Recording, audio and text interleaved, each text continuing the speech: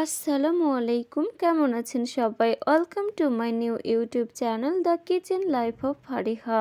আজকে আমি আপনাদের তৈরি করে দেখাবো খুব সহজেই ঘরোয়া উপায়ে সুস্বাদু ও স্পাইসি স্বাদে গরুর মাংসের কালাভুনা রেসিপি।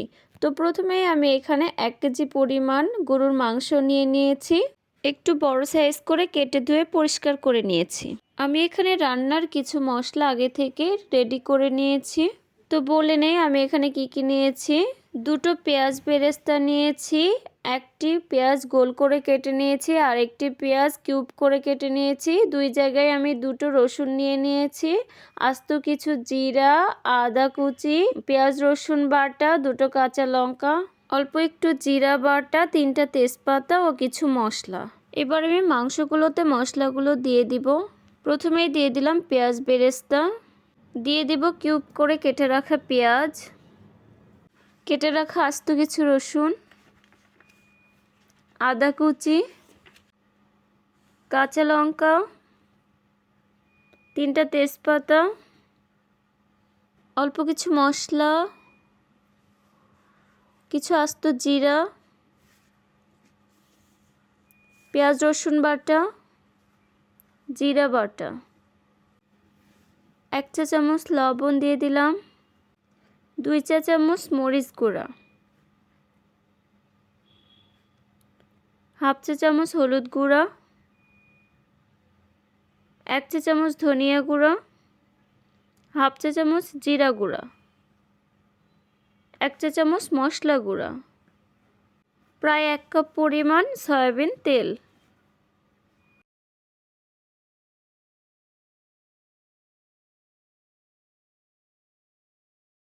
এবার আমি সবগুলোকে একটু মাখিয়ে নিব।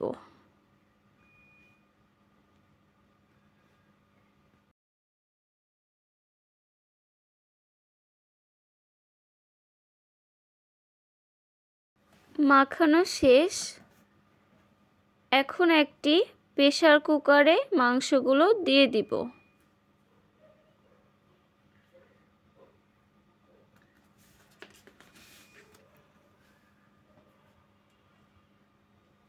এবার আমি প্রেসার কুকারটা চুলায় বসিয়ে দিলাম। এভাবে আমি প্রায় 15 মিনিটের মতো মাংসগুলো কষিয়ে নিব। ফিরে এলাম 15 মিনিট পর। তো মাংসগুলো কষানো হয়ে গিয়েছে এবং আপনা-আপনি মাংসগুলো থেকে কিছুটা পানি বের হয়ে এসেছে। আরও 3-4 মিনিটের মতো আমি এভাবে কষিয়ে নিব। এরপর দিয়ে দিব 2 কাপ পরিমাণ পানি।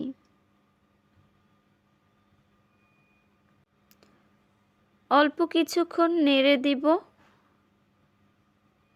তারপর আমি আবারও প্রেসার কুকারের ঢাকনা লাগিয়ে দিব। এখন আমি 20 মিনিটের মতো রান্না করে নেব। ফিরে এলাম 20 মিনিট পর। মাংসগুলো সিদ্ধ হয়ে গিয়েছে। এখন আমি এর মধ্যে দিয়ে দিব অল্প একটু ধনিয়া গুঁড়ো,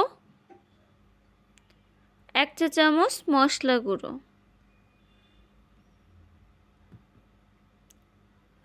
এখন সবগুলো নেড়ে দিব। এখন প্রায় 2-3 মিনিটের মতো রান্না করে আমি চুলা থেকে নামিয়ে নিব।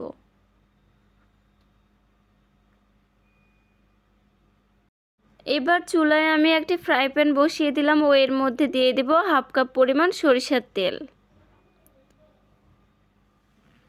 তেলটা গরম হয়ে গেলে এর মধ্যে দিয়ে দিব কেটে রাখা পেঁয়াজ রসুনগুলো।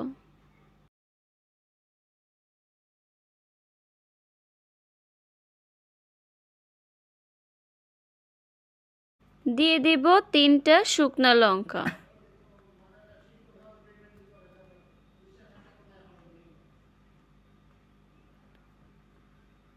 এবার কিছুক্ষণ নেড়ে আমি এগুলো ভেজে নেব।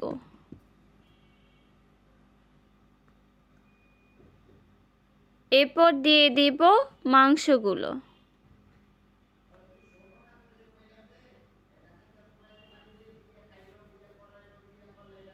এবার সবগুলো একসাথে নেড়ে দিব।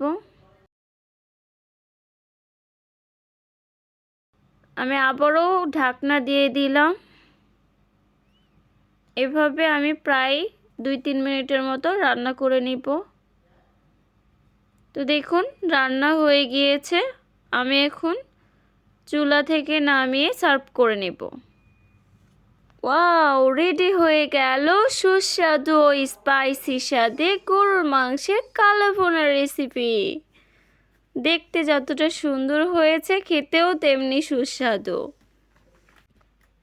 আমি এখানে একটি ভেঙে দেখিয়ে দিচ্ছি মাংসগুলো কতটা সুন্দর হয়েছে এবং সেদ্ধ হয়েছে, খুবই সফট হয়েছে এবং খেতেও অনেক সুস্বাদু ও মজাদার। তো আমার রেসিপিটি যদি ভালো লেগে থাকে তাহলে একটি লাইক, কমেন্ট ও শেয়ার করে দিবেন এবং আমার চ্যানেলটি সাবস্ক্রাইব করে দিবেন। আজকের মতো এ পর্যন্তই। ভালো থাকবেন সবাই, সুস্থ থাকবেন। আল্লাহ হাফেজ।